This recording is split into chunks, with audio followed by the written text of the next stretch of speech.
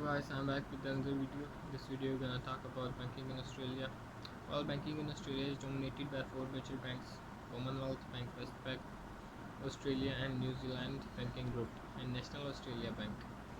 There are several smaller banks with a presence throughout the country, and a large number of other financial institutions such as credit unions, building societies, and mutual banks, which provide limited banking type services and are described as authorized deposit taking institutions. Many large foreign banks have a presence, but few have a retail banking presence. The central bank is the Reserve Bank of Australia, the Australian government's financial claims scheme. Graduate, Gratuities deposits up to $250,000 per account holder per ADI. In the event of ADF falling, bank require a bank license under the Banking Act 1959. Foreign banks requires a license to operate through a branch in Australia, as do Australian incorporated foreign banks. Subsidiaries complying religious charitable development funds are exempt exempt from the banking license requirement.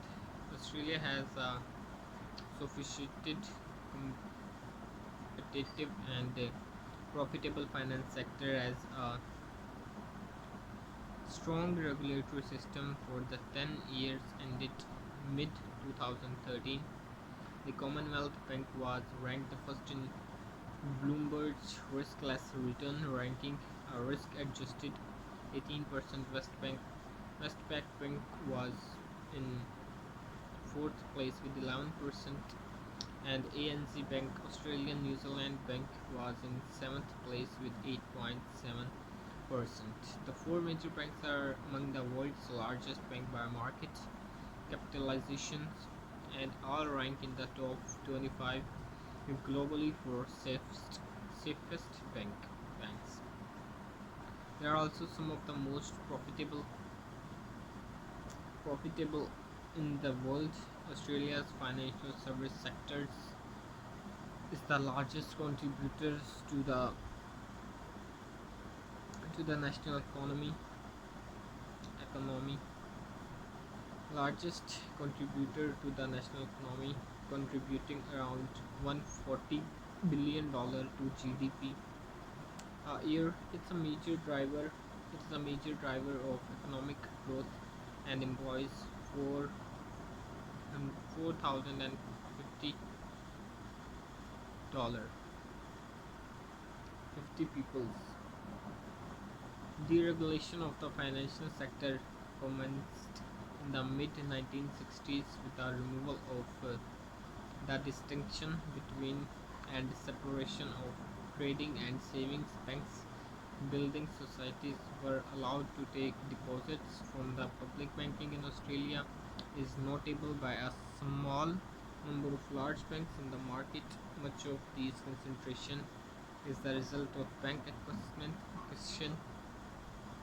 English, Scottish, and Australian Bank was acquired by ANZ Bank in 1970. In 1982, the Bank of New South Wales merged with the Commercial Bank of Australia to form Westpac. There are many other bank mergers and acquisitions throughout Australia's banking history. Beginning in 1980s, several buildings several building societies sought to convert to banks, but were required to demutualize before they were permitted to do so. To do so, this include NSW Building Society, which became Advance Bank, St. George, Suncorp, Medway Bank, Challenge Bank, Bank of Melbourne, and Bendigo Bank. A change in regulation allowed building societies and credit unions to become banks without having to domicilize, and several, including Heritage Bank, have converted since 2011, while retaining their status and structure as a mutual organization. So guys, this is our video for today. I will upload more video like this. For more updates, subscribe to our channel. Until next video, take care. Bye.